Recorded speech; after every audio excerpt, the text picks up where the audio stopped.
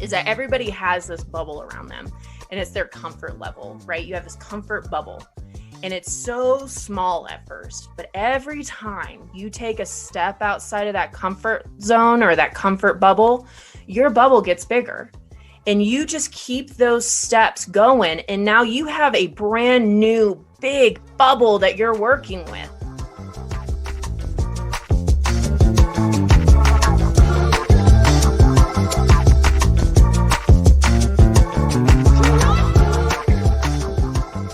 What is up, fellow Legacy Ninja? Welcome to the next episode of the Legacy Digging Podcast. Scott Brandt. How often are you finding yourself stopping yourself short because of the self-directed doubt that you've created? How often do you have these negative stories that have been created either by yourself or by somebody else that has pushed their limiting beliefs upon you? And that's caused you to sell yourself short and not to go after the life you truly desire and you dream of. Within this conversation on this episode, we had the pleasure of sitting down and talking with Christina Mooney, aka the Peacock Mama off of TikTok. And she shared the struggle that she dealt with having to overcome the limitations that people put on her, what people thought of her, the aspect of people telling her she couldn't do it. And then the fact that she's been in a couple different arenas that are dominated by males and having to come in and prove herself to show that she could do the job just as good as anybody else. And so we talked about the idea of being the person that you're meant to be, going after your passions, and then busting through those challenges that sometimes people put in front of you. So, after listening to the episode, the stories, and what Christina shares in regards to her legacy that she's digging, hopefully you take the time and look and say, okay, what am I doing that sell myself short? And with those times that are coming up that I'm selling myself short, what do I need to do to overcome that, to create the legacy that I want to create, to impact the lives that I want to impact, because I know I have more in me than what I'm showing up and putting out there. So enjoy the episode, and we'll catch you later.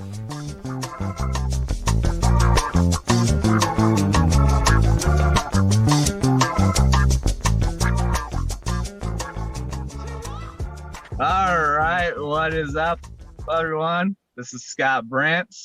I've got my host on with me, Patrick Murakami. Hey guys. And today we have a special guest on with us, Christina Mooney. And we actually met Christina through TikTok and have done some different things in regards to collaboration pieces and doing some brainstorming aspects. But with the journey that Christina has gone on and what she's looking at wanting to accomplish, wanted her to come on and share her vision with the legacy piece. And then as Patrick shares, the whole theory crafting piece. And then the last part is the gratitude piece. And I find it unique because Christina is actually the first female that we've had on the podcast. Really? So, Yes. Oh, Yes. no pressure. No pressure now. So get a perspective from a woman in regards to this piece here. But I know you and Ryan, with what you guys are doing up in Denver with the Women's Sports Collective, has been huge. And so we're just grateful that you're on here with us, joining us on the Legacy Digging Podcast and joining up. I think we're looking at going and calling this community that we're building Legacy Ninjas. So I love it. we're out here silently making big waves and big moves and wanting to help people open up and see a different perspective and start considering what that end game is for them once they're not here anymore. So Christina, go ahead and you can share a little bit about yourself, and then we'll get into the rest. Yeah, absolutely. Thank you guys so much for having me on here. I greatly appreciate it. This is awesome. I love this concept, period, for a podcast. A little bit about me. Gosh, where do I start? So my name, like you said, is Christina Mooney. I work for Cronky Sports and Entertainment. I'm the senior manager of private meetings and events. I am also a United States Army veteran. I served for 8 years before I was medically discharged. They broke me, but it's good. Was very excited to serve as long as I did. And I am a college graduate from MSU Denver, which is a great school up in Denver, Colorado. Gosh, what else do I do? Oh my gosh, I have so many other things. I am the vice president of Denver Women's Sports Collective, which is a great nonprofit organization that is focused on bringing women that are like-minded and strong and ambitious and working in the sports, events, marketing industries up in Denver. I am on my separate time. I'm a TikToker, as Patrick said. I do silly videos to keep myself entertained. And I also use my military background and military intelligence background to hunt and expose catfishes and stolen valor accounts. So a lot, but yet does not feel like enough. Oh, I'm also the co-founder of Convos with the Collective with Ryan Guy. So that is, I think, another thing on my, and I was the owner of Elevated Peacock Design, which is an event design business. So just a little bit of my resume. There's a little bit more, but I won't bore you. Yeah. And guys, we're going to be sure to make sure that we get all of Christina's links so that way you can go and check it out for yourself. When you list it all out, like I know a lot of times people tell me all the time, they're like, man, you stay busy, how do you do all of it? And for me, it's one of those things when, like, if I look at my calendar and I stop and think about it, it feels really busy, but when I just do it, it's like I don't even realize, and I just keep kind of doing it. Do you feel the same way with your schedule and all the things that you're part of? Absolutely, especially right now with the pandemic, because I've been working remotely. When I'm not doing something and I'm super busy, thankfully we are getting we are gaining speed in the event industry and sports industry. So if I don't have a meeting that day, I am bored out of my mind because I'm not keeping myself busy. When I have back-to-back meetings or if I have back-to-back events, that is the most fun that I could possibly ever have. It is like, it is, I joke and call it like just glutton for punishment, because after a day after an event, your feet hurt, your back hurt, but you're like, I want more. It's amazing. It's a lot of fun. Yeah, no, I love it. And it's so crazy, right? Because I know for me, I felt so on purpose for a long time. And to know that, like, where I'm doing and the things that I'm doing, one, gives me that purpose. And I feel like that I'm able to finally be in a position to maybe help others and things like that. So, obviously the podcast wants to talk about kind of your legacy. So, as you're kind of look back on maybe the mountains that you've already climbed, maybe the mountains that you're ascending now, how do you feel about where you're at, and kind of walk us through maybe where you've been, where you're at, and where you're going? Right. So I was thinking about this as we were talking earlier, and I was trying to think of the best way that I can explain everything that I've gone through without sounding like I'm whining or complaining or anything. Right. But I'm not. Everything that I went through made me into the person I am today. But the biggest thing that I could possibly say is I feel terrible for my son. And the reason why is because he has no excuses to not accomplish anything that he puts his mind to, because I went through a good chunk of my life being told that I wasn't going to be able to do it. Like, you can't do that because you're not strong enough. You can't do that because you're a blonde and you're not smart enough. You can't do it for X, Y, Z. And so I spent a good portion of my life really self-doubting myself, because all of those toxic, negative people came in and said, you can't do it. So as I was going through my life and I made the wonderful decision to marry a guy and move to Florida, come to find out it did not work. We move up to North Carolina, and long story short, a car accident happened near my house. Somebody did, it was a fatal accident. Somebody did die. The other individual actually was severely injured. And when that accident happened, I immediately snapped in and started going to work and doing whatever I could do to help. While no offense to any men, I know this is not a knock on any guys. Please don't take it that way. But there was 3 guys that were standing by this car and they did nothing. And myself and another woman were trying to stabilize this gentleman who was dying in the car. And finally, the medics show up, the ambulance shows up, and he gets carted off. And I realized in that moment that I was not living to my fullest potential. And I was not letting myself be the person that I was meant to be. And so I ended up joining the military, and I ended up, surprisingly, contrary to what the old guys at the bar I used to bartend at told me, I was smart enough to get military intelligence. I'm really good at puzzles.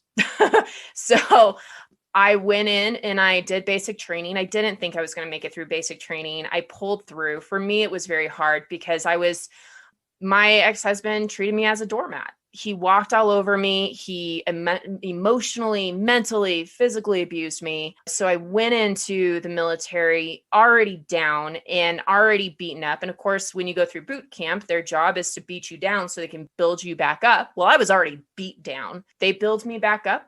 I made it through basic training. I got that amazing experience of completing that adventure, went to AIT, successfully went through AIT. Then I went back to the bar that I used to work at, where these gentlemen would tell me on a daily basis, you can't cut it, you can't make it. And they were veterans. And I still to this day appreciate them because they motivated me. But the one veteran that was there that actually said, you can do it, actually passed away. So that was very sad. So I did get to see these other veterans and say, hey, I made it. And they're like, well, good for you. That's awesome.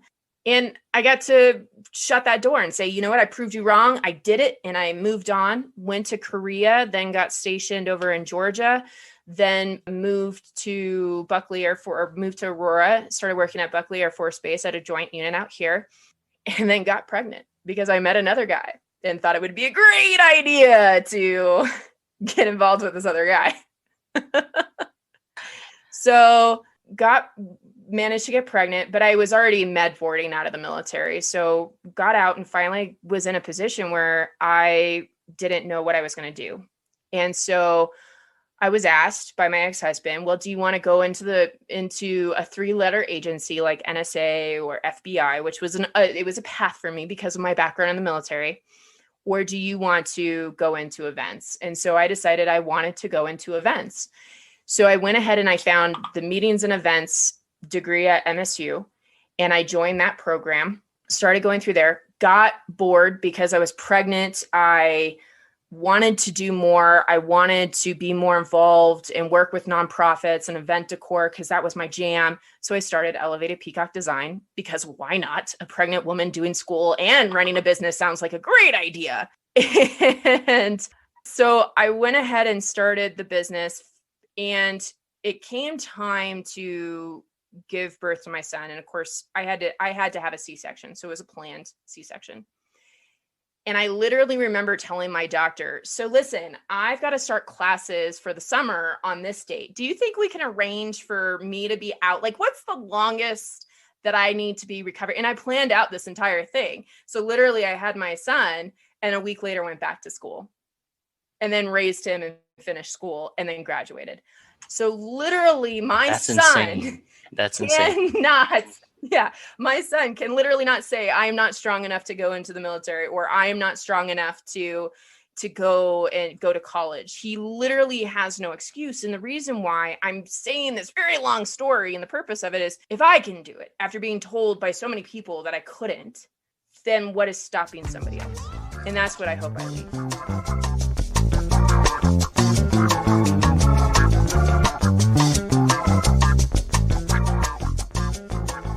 I'm laughing over here because I don't know how many times Scott has heard me say that exact thing, right?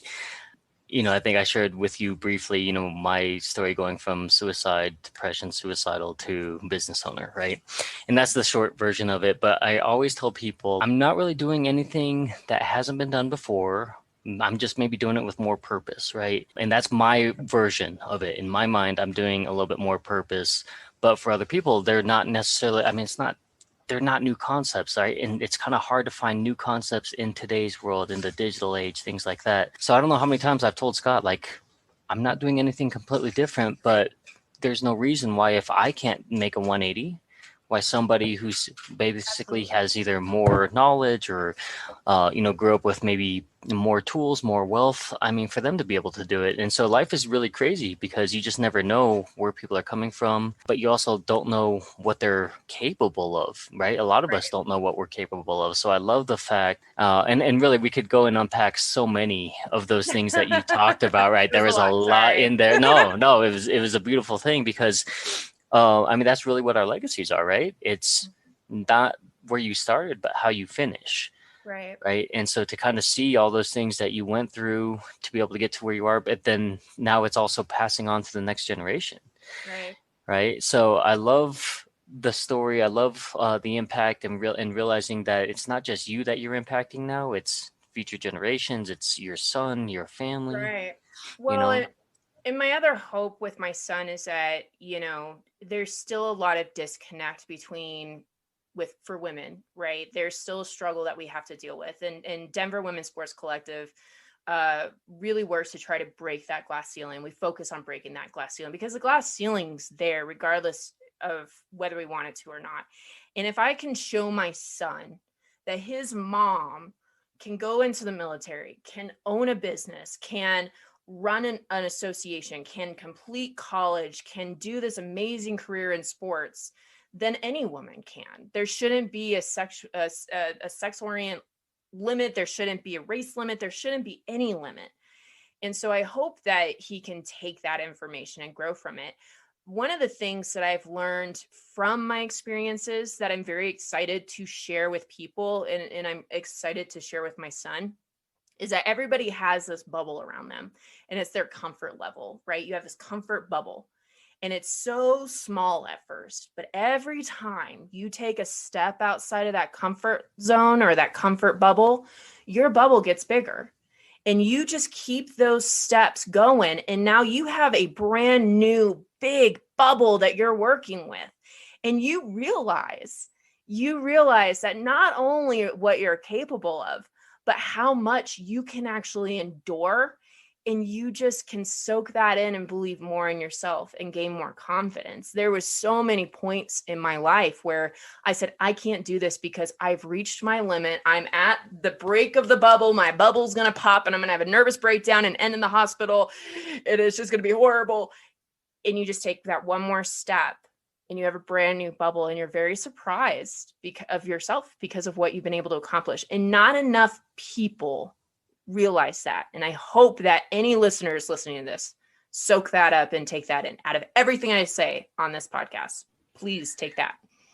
why don't you just mic drop the show here? I mean, honestly, you just really could be sitting here in my chair, really to be able to do that. And I mean, but to be honest, right, that was a really big appeal for Scott and I wanting to connect with the things that you guys are doing, right? Because we pride ourselves on being kind of supporters in regards to women Right. entrepreneurs. I never realized until I started looking at stats, even with my own industry, less than 2% of the Asian community is in the insurance world. And most of them are kind of in that financial sector piece, right? Kind of that stereotype. And so that means how many agency owners are there that are Asian? Very little, right? And then the average, I think it was like 75% of the insurance industry is 59 and a half male Caucasians. So that opened up my eyes to realize that even females are limited in there. And then you start going into minorities, right? And all those different things. So like for me, having to realize that, being in a military town, I didn't realize that how many military spouses are working basically for either low pay or no pay just to keep that gap history so that way they can go to the next station and work, right? Or they have to work these crappy hours and still be mom and sometimes playing the role of dad when they're deployed, right? And they have to be the bad guy for the parents, all of those different things. And then they still try to do all these things so that way they have something, when they go to the next duty station because they may not be able to get anything, and so I didn't realize like how bad it really was. So being able to go to TEDx last year really showed me a lot of that stuff, being able to connect with other entrepreneurs and military spouses, having Scott, along for the ride and all that stuff. So I love what you guys are doing. I love to see the growth, right? Following Ryan's Instagram stuff and it's awesome, right? Following you guys on TikTok. And so we're super excited to just know that that's what you guys are doing, right? And for us to be and kind of lead that path to say, you know what, to be an unlikely ally as a male, right? Male entrepreneurs, we need to support this. And hopefully that leads other people and other male entrepreneurs to be like, no, that's awesome. I also want to join that, right? So when you look back, kind of some of those things that you've talked about and getting to this point, parenthood is always kind of a weird learning curve, right? This huge roller coaster going up and down. So do you ever feel like that maybe you're setting the bar too high sometimes for your kids? Or do you ever feel like that, I hope that my kids can just understand a small piece of it? Because obviously we know as parents, the more that really they're their own persons, that we can't really make those decisions for them as much as we want to, so how does that play into maybe some of the things that you've already done versus maybe your ideology for parenting? So don't misconstrue. So I'm not expecting my son to go into the military. However, because I am saving money for him to go to college. He has a college account and all of that. That is an option for him if he just wants to go to college. His father is ex-Air Force. I'm ex-Army. We don't advertise it all over the house, so it's not like my son walks into a room and says, oh my gosh, there's all my mom's Army stuff. I've got this big thing right here and I've got this, and he doesn't see all that. The idea of my stories and what I hope that he takes away is to never give up and never not believe in yourself. And as long as he follows those two things, there is nothing that my son can't do. He's a very smart kid. Every parent says that about their kids. We're all biased, but this kid is negotiating with me. And now I'm a negotiator and I'm a contract fan. This kid is legit having negotiations with me about how many, when he can eat his Pop-Tarts, and we go through counter offers. This kid is smart. So as long as he is not giving up, and if he's not selling himself short and making sure that he expands that comfort zone, that comfort bubble I was talking about, there's nothing that I wouldn't be proud of my son to do. Where I get, and I'm going to always lift my son. I'm a mom. He's got me wrapped around his finger. But where I just want to make sure where the message is very clear with him is that he just never stops and gives up. And even now when he's playing a toy and he gets frustrated, he throws it down. Cool. Take a break. Try again. I love that. So you're telling me you've got that Linda kid, right? The one that's going to be, that everyone predicts is going to be a lawyer because he's like, hold on, mom, Linda. You remember that video? This kid, man, it definitely caught me off guard. So he said, I want a Pop-Tart. Right. And I said, no, you got first fish sticks, then Pop-Tart. Right. And he said, no. And he puts his fingers up in an X. He goes, I don't like that deal. And I just was very surprised and in the kitchen. And I turned around. I was like, what? And he goes, I don't like that deal. How about Pop-Tart, then fish sticks? And I said, no deal. Here's my counter offer. And it literally went like that for 5 minutes. And he was realistically trying to negotiate with me. And now when I tell him no on something, he was like, well, hang on, counter offer. And I love it. I know it's something that's going to bite me in the tushy later. I know it will, no doubt. But I'm also a firm believer that if you have a logical sounding reason for me to change my mind and it makes sense and you've put effort into it, I will work with you. 100%. I will work with you. I'll never tell you no and discredit you and say, no, you don't know what you're talking about. I actually had a friend tell me, I think I was on a TikTok live, who said, we were dual live, and he said, and I was sharing the story, and he goes, my kid was 6 and made a PowerPoint presentation to stay up 1 hour earlier or later for bed. Wow. And I only gave it to her for the day. I was like, I would have given it for the rest of her life. Right. The fact that she whipped out PowerPoint, done. I would have been done. Yeah, no, that's incredible.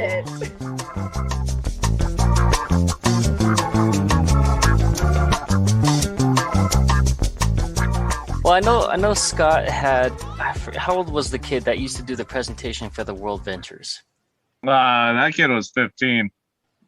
Yeah, he was signed on basically as his own business owner. His parents basically signed off for it, provided the initial funding, but he's 15 years old doing presentations to adults, signing people on. That's incredible. Yeah, so, you know, a lot of times we discredit kids as parents just almost because it's like this do as I say, not as I do type mentality, right? But what I'm hearing already is that your son sells off of options, not off of price, right? And that's something I talk about to my team all the time. I'm like, hey, you guys can't be selling off of price, because if you're selling off of price, you already lost, right? You got to sell yourself. You got to sell your options. It sounds like that your son already knows how to do that. So we're going to have to talk offline, because I need to have your kid come and teach my team how to sell. No, I'm just kidding.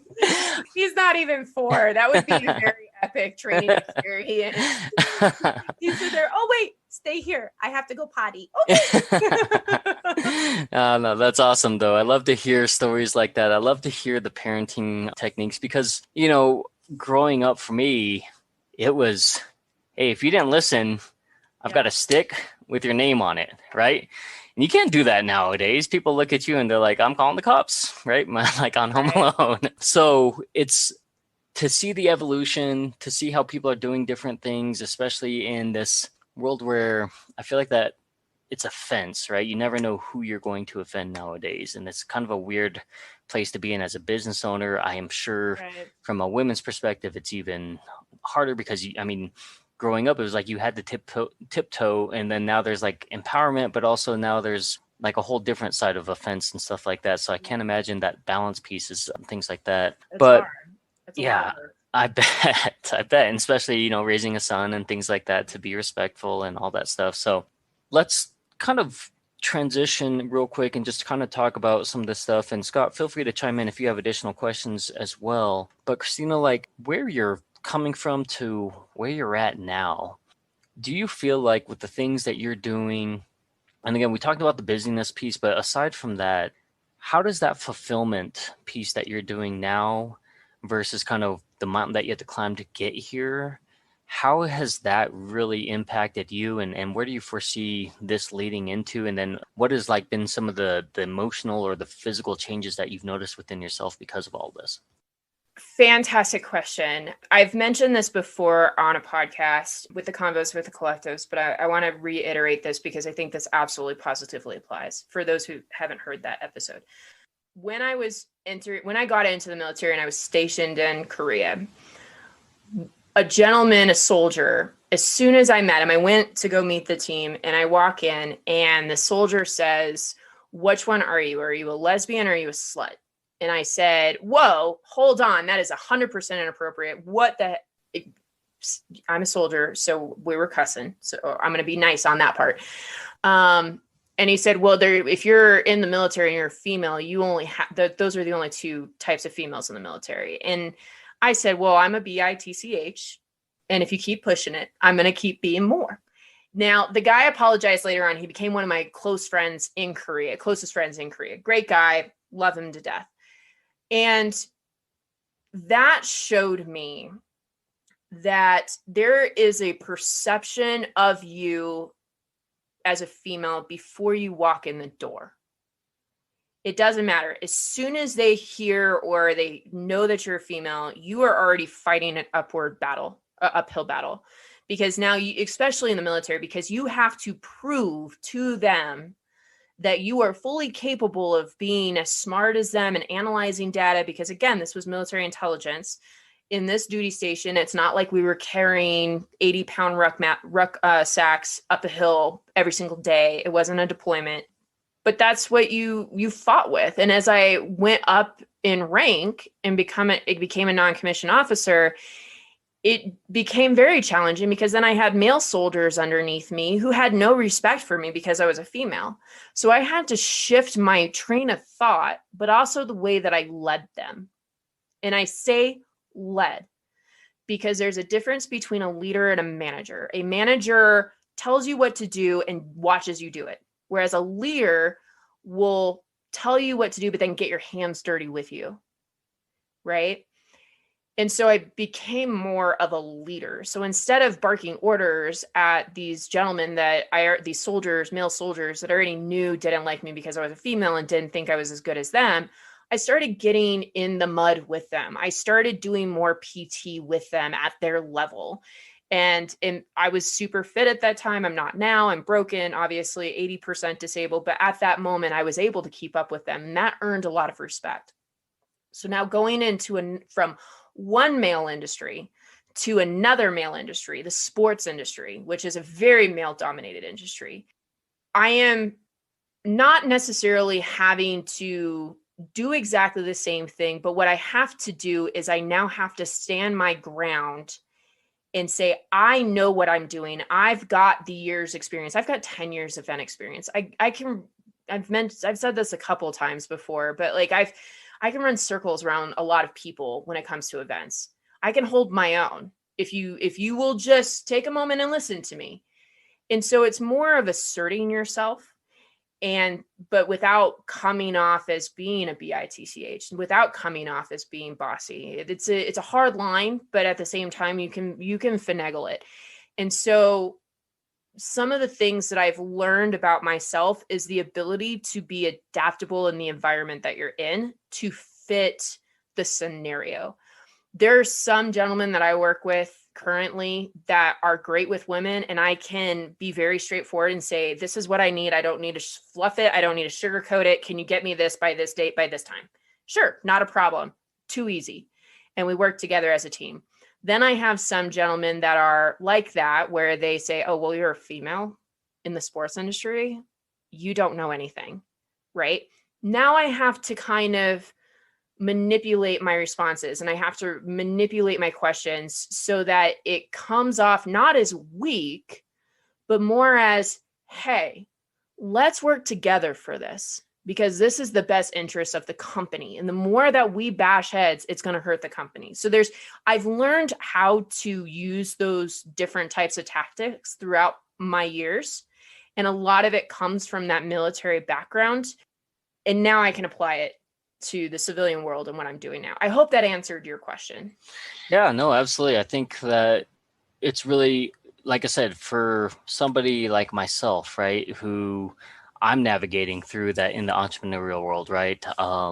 Taking on employees for the first time, trying to understand, right? And it's not just men and women, it's personalities, right? It's emotions and understanding, different backgrounds, right? And so our agency is definitely one of the most diverse. I mean, we've got a military spouse, we've got Scott, who's a veteran, I've got an older adult, I've got the LGBT, we've got Hispanic, we've got Asian. So we cross off so many lists, right? And everybody comes from different backgrounds. It's kind of like sharing in the same dreams and the same goals, understanding that personalities may clash. And so, all of those different things. So I love to hear that you've been able to kind of, one, be this centripetal portion of this male dominated industry as a female, but also understand your worth and not be able to have to kind of maybe back down or feel like that you're inferior to somebody else, but being able to turn around and say, you know what, this is how we can overcome some of that stuff. And so I hope,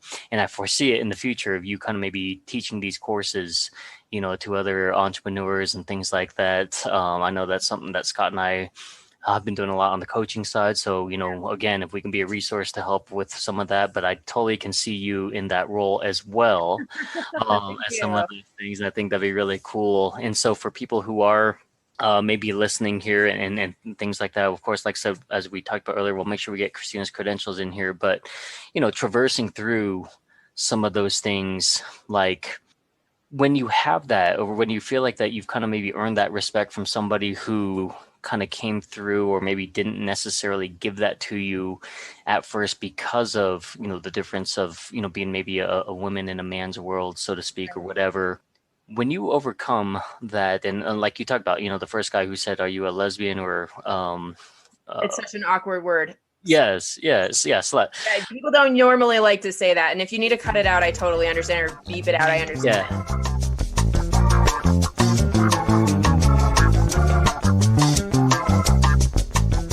Yeah. Part of the conversation. I what Patrick's putting up here too, and he's bringing to the forefront. One of the things that Christina, you had shared was that adaptability piece. I think that is a huge key that for listeners that are listening to that is something to write down and really chew on and really take stock in regards to them as an individual to see what their flexibility looks like. Right. Especially in the society that we're in with the year that we had last year. Right. That adaptability is huge to keep moving forward and getting to that next level, getting to where you want to go. And I think based on what Patrick's bringing up here and what you shared, that adaptability piece really is the hinging piece here that holds everything together. Right. Well, and I would also say, to kind of add on to that, is that adaptability is only going to work if you have self-awareness. And the reason why I say self-awareness and just awareness, like situational awareness in general, if you are driving down a highway and you get stuck in traffic and you are so mad and you're screaming and I'm going to be late and this is so miserable. If you're not passing the person who is in an accident and saying that person is having a much worse day than me and don't respect that and let it go and go on, you do not have situation awareness. Because as soon as you get into it, like every time that I get into, it's a lot here in Denver, we have a lot of traffic. And yeah, I might be annoyed, I might be running late, but I know that whoever is causing this is having a much worse day than me. And so once you have that awareness, you can build on that adaptability. And that's the same thing with individuals. If I understand that somebody is having a bad day or they've got a bad attitude, there's something else going on in their life that is affecting them that probably has nothing to do with me. If it's a guy who doesn't like a woman in a male industry, they were probably raised to believe that. And having that awareness and being able to acknowledge it within yourself and then adjust yourself to fit, which is the piece of the adaptability, it's crucial. You can adapt, you can, as we say in the military, adjust fire and keep going. But to adapt, you are needing to really get into the situation. And the best way for you to adapt, to get back into the situation in new form, is to have that awareness of what's going on in your environment. Now, those are really great things to highlight, because we talk about a growth mindset, right? But the awareness mindset, the spiritual mindset, right? To be able to understand and be able to walk in and analyze a room and analyze kind of the feelings and things like that. I mean, all of those things are really helpful to help you adjust, right? And then allows you to really, like you said, kind of shift full perspective, because so many of us only look at perspective from our lens. Right. And it is a special skill set to learn, to be able to pull yourself out, to look at everything from both sides of the spectrum. So I appreciate you bringing that in, Scott. That was an excellent analysis, because it was kind of stuck on the tip of my tongue there. But let's transition to kind of this next portion. And I love this portion because so many people almost kind of have like this realization about themselves that maybe they haven't really expressed before. I know when we went through this exercise, it was like, oh, I never really talked about that before, but it is true in how I feel about it. The best way to describe it is kind of theory crafting, but really it's a lot of things that you say, a lot that you do already, that's part of kind of your makeup, right? So it's a part of who you are as a person. And so that's still part of your legacy. And so what are some of those things that, as you think about maybe that you haven't shared with people, whether it's thoughts, it's processes, maybe theories, maybe some of the things, maybe some of the quirks that you do that maybe you haven't shared or you thought about, that kind of make up who you are? And to give you an example, like for me, anytime that there's a huge rainstorm and thunderstorm, I'll run by the window and I'll just sit there and I'll watch it. And my wife is like, you're interrupting the movie, whatever it is. And I'm like, I just love listening to the rain hit the ground. It's good inspiration for me for writing. I've always felt like that I could talk to God through thunder, and so for me, that was kind of that type of thing. So, is there anything, as you're kind of maybe listening to that as I'm talking about it, that, maybe it's something that you think, hey, you know what, this makes me crazy, or this makes me who I am, or I've shared this, or this thing that we have for the family. And that's really kind of the concept, is that, like, these are pieces that maybe people don't realize, or that you've never shared with somebody else, but these are those things that make you who you are. Right. Well, I'm a huge fan of RuPaul Drag Race. Just kidding. So I've shared this with a very small select people because I do feel like it does make me sound insane. But let me kind of start it with this. My mom passed away in 2019 from a brain tumor. And after she passed away, I have felt her guiding me more strongly than I have before. But we all have spiritual guides that are giving us direction and are telling us what to do. If you have a thought pop into your head, it's a guide giving you that thought. And something about me is that I'm an empath, but one of the things that I really don't talk about is when I am having a conversation with somebody about logistics for an event or about leadership, I black out. And the reason why I it's not like a full blackout, I zone out. And so I'm saying all this stuff to you, but it's almost like somebody's like saying it through me. And so I've come to terms with the idea that it's my guide helping me and guiding me to provide people with the best information. And I love that. And it's amazing. And it keeps me going. I think it gives me strength. It makes me sound a lot smarter than I think I really am sometimes. But there is a little piece that would like to venture a little bit more into that area and that concept. And I have a few very select friends that are trying to push me into it. And I am terrified of doing it. So that is a little thing that not a lot of people know about me, that so legit, I have this crystal sitting in my lap right here. It's a long white crystal sitting in my lap, and it's supposed to help for clarity and guidance. And I have it here talking to you. Yeah, what's really interesting is because it almost feels like you're stepping outside of yourself, right? When that happens. And it's almost kind of like, some people would say it's the law of vibration. Some people would say it's, your inner self, or, Absolutely. that, like, all those different things. And again, I know people who have been on opposite sides of religion who've experienced miracles, right? So who are people to judge? So I don't think it sounds crazy. I think that it's something to maybe explore. And again, maybe years from now, maybe your son goes through and he's listening to this podcast and he was like, you know what? My mom is talking to me, and that's something I need to tap into, right? Again, this is part of our daily makeup. So first of all, thank you for sharing that here, because, right, I mean, Scott and I definitely feel privy to be in on the short list to be able to hear that now. Well, now all of your listeners are on there. Yes. They were like, she was really good until she started about how she voice.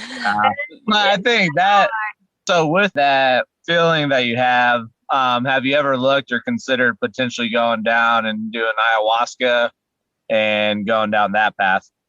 No, I haven't. The closest thing that the furthest I've ventured on this path was I had a girlfriend over. She does tarot card reading. She's very, very sensitive. She's phenomenal. She's one of my best friends. She actually owns an event company. That's how I met her. And beautiful person, beautiful human. And we were about to do a tarot card reading. And I've always felt like there was this negativity in my son's room, and he didn't like to sleep in his room. He never liked to sleep in it. I've saged my house. I've done all of that stuff, and I have crystals. I have all that. And every time I would pass this room, I would feel this like super negative energy. Like, I just disdain you. Mm-hmm. And so she started to feel it the night that she was over, and I started to feel it. And it got to the point where the energy was very, very intense, that I didn't even want to touch the tarot cards, because I was like, no, this is not going to end well. And she said, well, do me a favor. I'm going to ask you a series of questions. I need you to just focus on something in the room, and I need you to just answer off the top of your head everything, every word that comes out. I just need you to spit it out, no thinking. And so I did. And so what we kind of found out is that one of the previous owners passed away right before we bought the house, a gentleman. He passed away, and he's hanging out. He wants to be left alone. He doesn't want to be like a guardian angel to my son and I. He just wants to be left alone. He just wants us not to talk crap about him. He just doesn't want us to acknowledge him. He just wants to do his thing, and he's fine. And ever since we did that, the energy stopped. My son is sleeping in his room. And so he's excited, he's happy, but there was a point where he would walk into his room and he would say, "Hello, is anybody here?" So we knew something was going on. Wow. But the experience that I had getting these words and getting these thoughts, because I ended up, like you said, it was an outer body experience that I didn't feel like I was answering for. I wasn't answering as me. And that scared me. And so I am still recovering from that because it was not that long ago. And I'm not sure if I'm ready to go further down a path until I feel like I have all of my ducks in a row with me before I start letting that stuff in. Because I watch paranormal shows, I listen to paranormal podcasts. I'm a huge fan of all of that. I know all the terms, I know all of it. And there's some bad stuff that can come in if you're not careful. And if you have anything out of whack, it can really mess you up. And I'm just not there yet.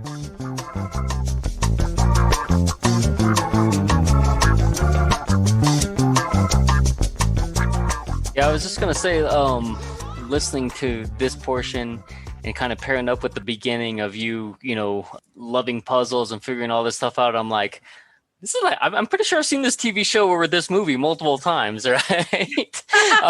I'm like, you know what I mean? So I don't think it's referencing The Beautiful Mind?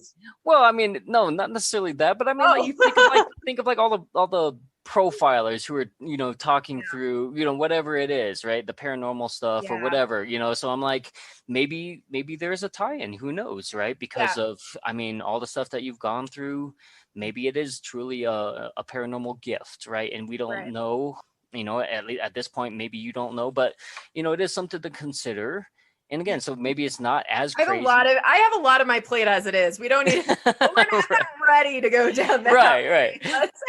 But I'm just saying, it's not as crazy as it seems, because I mean, there are TV shows of, right, these paranormal profilers and investigators and, you know, all those things. So again, maybe that's just Destination Fear is by far the best. I'm sorry. I used to be a huge fan of Ghost Adventures and it just turned weird. Now I'm like a huge fan of Destination Fear. I'll have to check it out. I haven't seen it myself personally. So, but yeah, no, I appreciate you sharing that, because again, the goal for this platform really is to not only understand where you've been, where you're going, where you're headed, but also what else can people explore? Right. What are the thought-provoking things that you've done that maybe also can help somebody else? Maybe that's the rock or the block for them, you know, to be able to move next level. So Oh, go ahead. I'm sorry. Just so everybody kind of understands why I tie that into what you're saying, is that when you hear those voices or you get those thoughts, don't ignore them.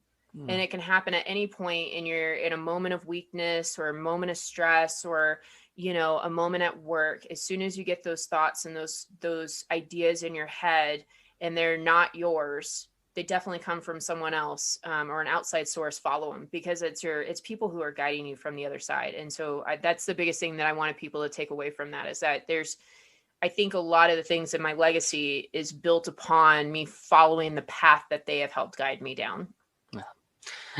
I think the best example I could think of is that movie Interstellar with Matthew McConaughey. I love that movie where it's basically him warning his daughter from the future. So, oh yeah, absolutely. Yeah. All right, so let's transition into the next couple of pieces here. So the next piece is really what we call the thankfulness, and this is just something that we do part of our coaching. But it's amazing because we've had people break down. That's not the goal, but it does happen from time to time, because you just never know what people are going through. You never know where they're at, and then also it allows people to really think back on, you know, maybe recent events or things that have happened. So as you're thinking about kind of where you're at, and it doesn't matter if it was a long time ago, if it was recent, just the ability to maybe publicly thank somebody that, you know, maybe has helped you get to this point or has helped shaping or molding you, or recently, you know, a lot of times thankfulness, just like forgiveness, is for us, not for the other person. But it also allows us two things. One, to go back and relive that memory, so it stays fresh. It also allows us to have that appreciation for that, something that may have been lost. But then also too, for you, it's that ability to kind of maybe some of those things hold us back because we didn't get that opportunity, much like we didn't get a chance to apologize or whatever. So it's really a lot of relief that goes into it. So as you're thinking about that, is there anybody that you can think of off the top of your head that you would like to go ahead and thank, even if they may never hear this? Well, now, first and foremost, I'm your first female on here. So technically, stereotype would state that I would be like super emotional saying this, but you've had nothing but guys so far on here, and they have cried. I'm assuming, like you said, this sometimes makes people cry. So now I got to go through this without crying. You don't have to do it without any emotion. So no, it's just really cool to see that, it impacts people differently. Yeah. I want to thank my mom. Absolutely. She was one of the most pivotal people in my life, that no matter what happened, she stuck by my side, and she truly, honestly believed in me. And when she was pregnant with myself and my sister, she quit college. And so when I was pregnant with my son and I had contemplated not going to college, she was the first one to say, don't do that. She said, I love you and I love your sister. I wouldn't change a thing, but I believe that you are stronger than me and can make it. Which was crazy because a couple of years prior, I had an ex-fiance tell me he didn't want to have kids with me before I was going to go to college because he didn't think I could manage being pregnant and a baby and go to college. Oh, wow. Ha, ha, ha, ha. Take that, sucker. Yeah. Right. Now he's jealous that I'm doing podcasts. I'm just saying in live streams. He's like, I'm so jealous of it. Anyway, so, and she would tell me, like, I fully believe you can do it. So I want to thank her for being the strength that I also think is what keeps me going right now, because she's not here. And the days that I am feeling overwhelmed or sad or depressed, I feel her here. And she's always been very connected to my sister and I. And so I can't thank her enough for doing that and for being that person. And I was watching Memoirs, and there was a few moments where I had to jump off because it was a very deep topic about moms. And I was like, oh man, but she knew what to say, when to say it, how to say it for me to do anything. It could have been doing chores. It could have been doing my homework. It could have been getting over a boyfriend. She just knew. And I truly think that she was empath as well. And that's where I get some of my stuff from. I want to thank my dad for being a rock to my sister and I the past few years with my mom passing away, because my mom was a very dominant figure in our house. And he has really stepped up to the plate to fill that void. And he's done a fantastic job. Took some adjusting, but he's gotten to a point where now it's becoming like very easy for him. And I want to thank my sister because we didn't always have a very strong relationship when we were growing up, because we were siblings and we had 6 years apart, and it was just very rough between us growing up. But over the last few years of being here back in Colorado, I can't express how much I love seeing her and how much I love being in her presence, because she reminds me of mom. So I'm not crying, but they mean a lot to me. They mean the world. My family means everything to me. Love it. Shout out to the family unit right there. Yes. Yeah, they're legit. Yeah. They probably won't listen to this podcast. I'm not going to lie, because my dad is technically challenged. My sister is super, super busy in her job. But just evidence, I did shout him out. Yes. Well, now you firsthand understand that power of that thankfulness, though, right? I mean, it's really crazy when we sit there and we think about it, all the things that maybe we've been harboring from any emotion. Right. One of the things that I've always kind of told Scott is that in order for us to experience any sort of balance, we have to allow ourselves to experience all of those emotions as human beings. So thank you so much for going through that with us. Honestly, to hear your story, to do it without tears. No tears, just saying. Almost. But just to hear the ascension, right? And again, every single ascending story has its ups and downs and its challenges, and to hear you overcome those things has really been a big treat for Scott and I. Obviously, we've known a little bit, but to hear all of it directly from you, it's incredible. And so it gives us that much more buy-in to you as a person, to your journey. And so again, if we can be a resource anywhere, certainly don't hesitate to reach out to us. I know that we're making some connections, but we're not done. This is just the beginning. The last piece that we always like to go through is something called pod decks. Shout out to Travis Brown for creating this. And this is also kind of like, I don't know, for me, I love this part because we never know what we're going to get from these pod decks. And a lot of these questions are kind of like, would you rather? Or so it kind of gives us like on the fly a chance to kind of learn more about each other. Maybe, this kind of makes or breaks the entire episode sometimes, right? Because then they're like, oh, well, it was all good until I heard her talk about that. No, I'm just kidding. No, it's just. Listeners did not start tuning out when I started talking about people. Y'all are great. I'm just saying. And so whenever you're ready, Scott, I know you got them on hand. So yeah, I had to pull out the physical decks because on the cell phone, I don't know what's going to happen while on Zoom. So right. We had to go physical decks here. So it's actually what the heck is the cards here. So I've got 3 from the same deck. First one is, what is the scariest sound you could hear in the middle of the night? Okay, and we'll start with you, Christina, and we'll just go clockwise to kind of go in order here. So there's a lot of different directions that I can go with this, especially, being a single mom. But I gotta say, I've heard voices. Like, I was just joking about that, but I've actually physically heard voices coming from downstairs, and I jump out, and it scares me. It does scare me, but that's kind of the playful side. But the scariest thing that I could ever hear at night would probably be the high-pitched scream of my son. Yep, that'll do it. Yeah. So my wife is a scary movie connoisseur, right? Like, she loves to watch them, but she scares and freaks herself out. So she was like, hey, come with me. Come watch me shower, right? And so I mess with her all the time, like the wrong person, right? Like, like the crack of the door when it's open, like I'll like stare at her and just put my eye there and just stupid stuff all the time. So I get smacked all the time. The other day, we went to go see a play from one of her clients at a high school for Little Pet Shops of Horror. And so my son really loved it.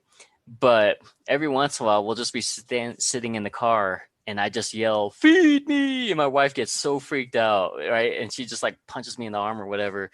So for her, like really anything freaks her out. But I think for me, it's like I'll be laying there and then I'll just hear like my son just like talking, like whispering, and I'll look over, I'm like, who are you talking to? And he's like 2 seconds later, he goes back to like sleeping. And I'm like, right. And then like, I'm like laying there and I just hear talking. I'm like, who are you talking to? Right. And so I remember growing up, like I was told I was always like sleep talking, but to experience somebody else doing it and they're like right next to you, so you think they're talking to you and it's like full volume, but then he goes back to sleeping and then you're like, who the hell are you talking to? This is really freaking me out. So for me, that's the scariest noise for me. I used to sleepwalk, so I'm waiting for my son to start doing that, but he'll like come into my room sometimes in the middle of the night because he can't sleep and he just stands there. Like mommy sense, right? No. Mommy sense, we immediately wake up because something's disturbing the force. Yeah. And so like we immediately wake up and I look over and he's standing there staring at me and I'm just like, what? Don't kill me. Do not murder me. There was a TikTok video of like a kid, like it was a dad was fixing a sink and the child was holding a screwdriver and flipped it over and like, oh no, dad. That's what I envision my son sometimes when he comes into my room. Like, don't shake me. Oh yeah, though there was a meme I saw where this girl was sitting on the edge of the bed wearing her Elsa hair. Yeah. And it said, I woke up almost kicking Chucky off of the edge of the bed. I'll try to find it and send it to you. There's some things you don't do to a parent. What about you, Scott?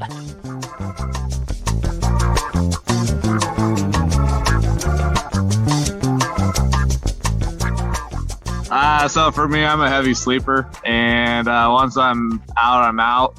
So the bad thing is I had a deployment to Iraq, and it was our first day there. Got hit by mortars. Everything was going off. People were knocking on the door. We had phones in our room, too, for quicker communication. They're like, we tried calling you.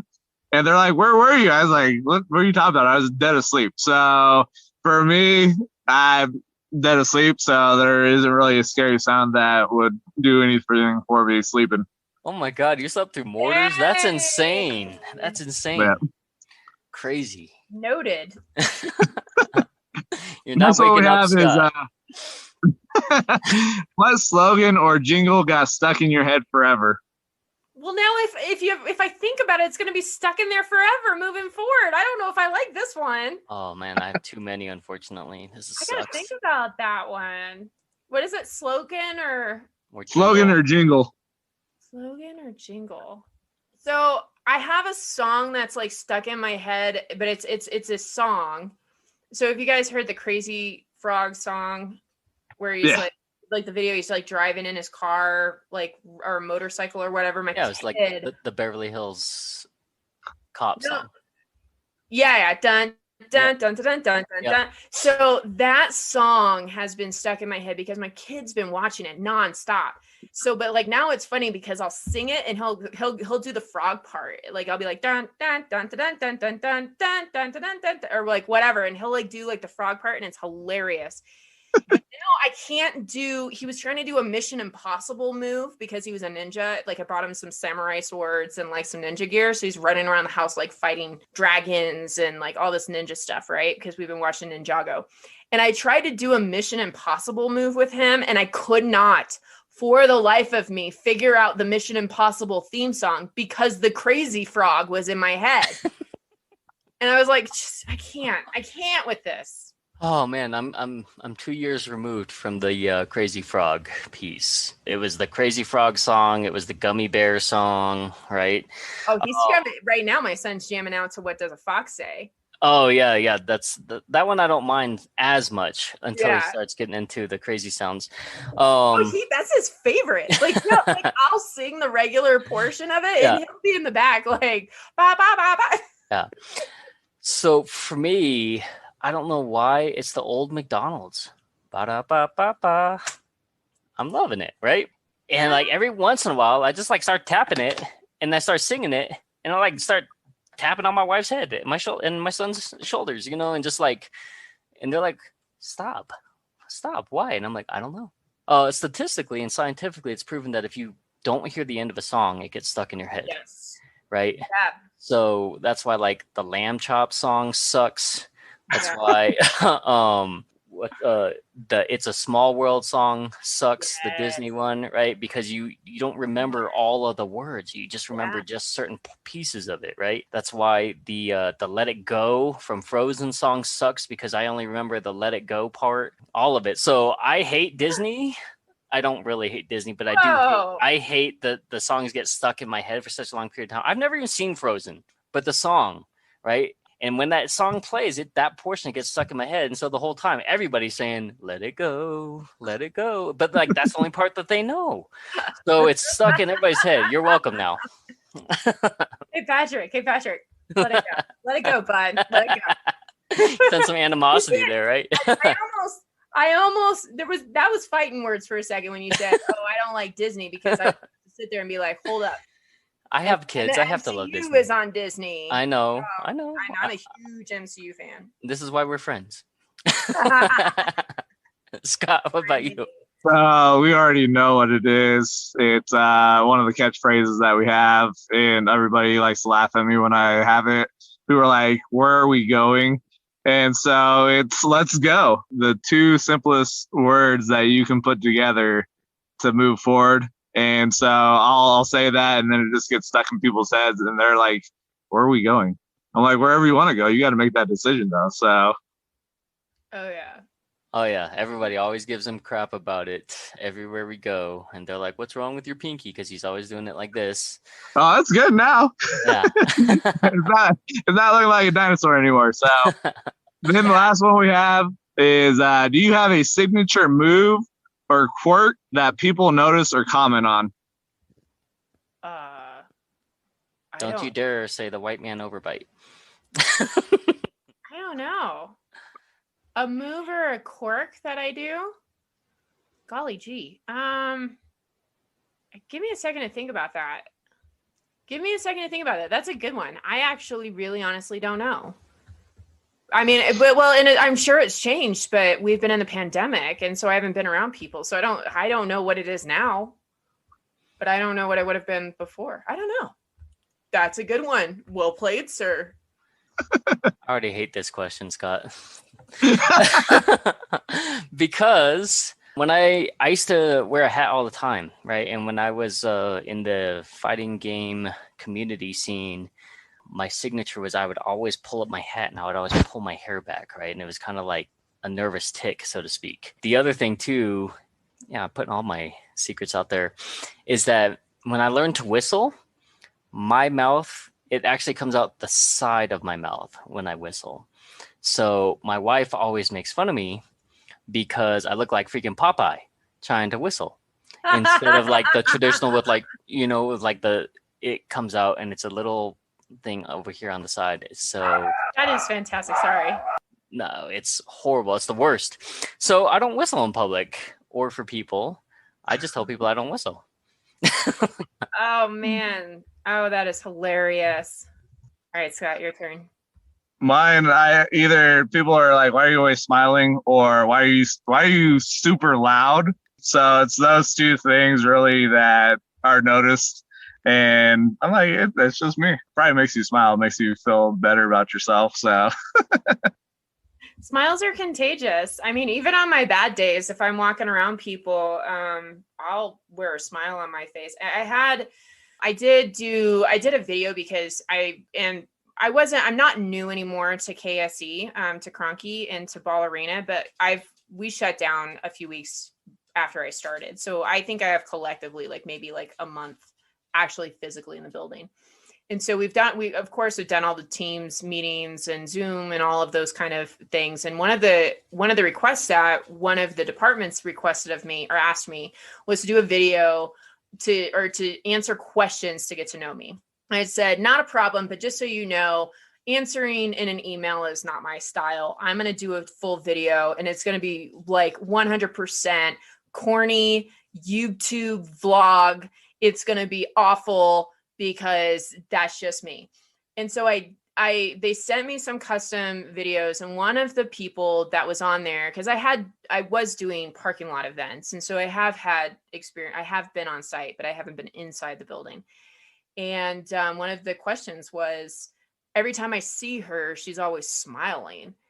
And I literally responded with, that's because I have a job. I didn't know what to say. It was I was unemployed before you all hired me. Now I still have a job. You guys haven't fired me yet because of the pandemic. So I'm just happy, happy. Love it. Yeah, no, I think smiling is one of those things where you can't but help see it. You know what I mean? And I appreciate smiles so much more because there was a point in time when I thought people were too happy, right, in my depressed state, and I didn't want to see it. And I'm like, oh, that's not going to last. Just this horrible, horrible person. So when I see people who are happy and smiling and they have good attitudes on them, I'm like, man, just keep putting out those vibes. I love it. So absolutely. There is nothing wrong with it. I always say fake it until you make it. And normally, when you're doing, especially when it comes to smiling in good moods, if you fake it, it actually becomes real. So if you're in a bad mood and you walk in and you're just trying to reset yourself and you just put yourself in the mindset that I'm just going to pretend to be happy, at some point you're actually going to be happy because your body just triggers itself. So fake it until you make it. Uh-oh, trigger warning, incoming Scott on that phrase. Well, just go check out a couple posts, Facebook, Instagram, something that I shared. And it's one of those things that if you really think about it, if you're not in a comfortable situation, that's very contagious and people can sense that energy. So it is one of those things that I talked about. It was actually a post that we put on Instagram for Two Native Sons, the page, if you check that out. So it's one of those things that there's times that I'll start looking and start seeing things and hearing things, and I'm like, oh man, we got justice. But to each their own. So I'm not gonna go and try to run people over, but I'll speak my mind and give my opinion. So yeah, I feel you. I'm sure there's been some TikToks in regards to that as well, so we'll try to link that and find it as well also. There's pretty much a TikTok for everything. Oh yeah, for sure. So yeah, underwater basket weaving. That's one that I'm now gonna have to look up because you always hear about that underwater basket weaving. Now I'm gonna have to look up on TikTok if there's a video about that. That actually sounds kind of cool, to be honest. Have you ever heard that? But have you heard that phrase? Yeah. I have. What am I saying? I have. So now I definitely want to go look up some videos.